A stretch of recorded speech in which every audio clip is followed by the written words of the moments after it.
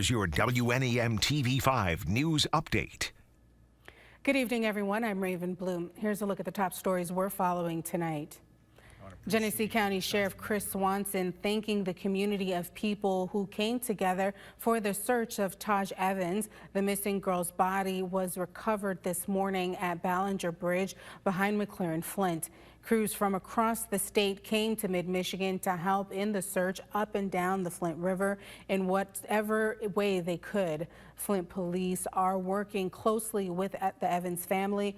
The Sheriff's Department will release more details in the recovery in the coming days. Pro-Palestinian protesters interrupted the University of Michigan's graduation ceremony today after a night of protests on campus.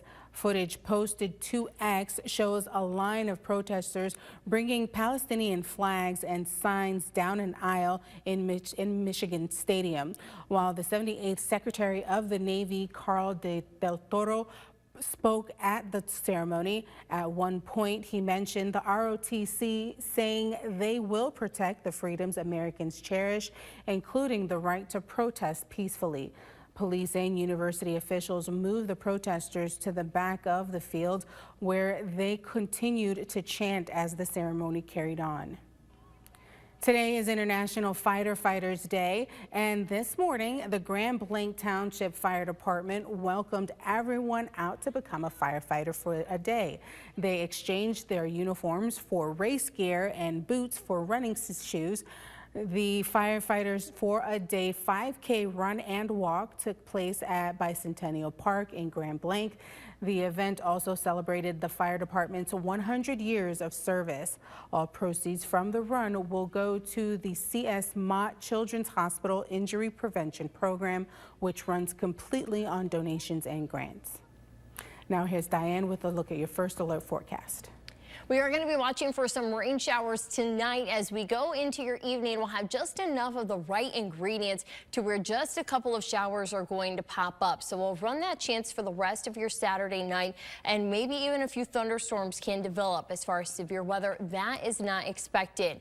We will have a cold front that pushes through overnight. It'll have still a little bit of lingering moisture along with it, but we will find that those conditions are going to move out. We do even have a little bit of patchy fog that we'll be watching in parts of mid-Michigan tomorrow morning, more towards Flint, Bad Axe, Sandusky, Port Hope is where we'll see those fog chances. Once the morning clears up, we will find that we decrease that cloud cover, bringing in quite a bit of sunshine as we wrap up the weekend, and we'll be keeping mostly sunny skies in for your Monday. You'll see just a few higher level clouds is all we'll have to work with. But tomorrow is Cinco de Mayo. You will find temperatures peaking into the upper 60s, and with that sunshine coming into the afternoon, it won't really have that rainfall spoiling our day, though we will have northeast winds around 5 to 15 miles per hour. I do want to point out our temperatures as we go into tomorrow morning. You can even find a little bit of that blue starting to show up north and west. It doesn't make it all the way into mid-Michigan, but you will find into the afternoon. Here's our peak heat of the day. Some of us are going to be into the 70s, others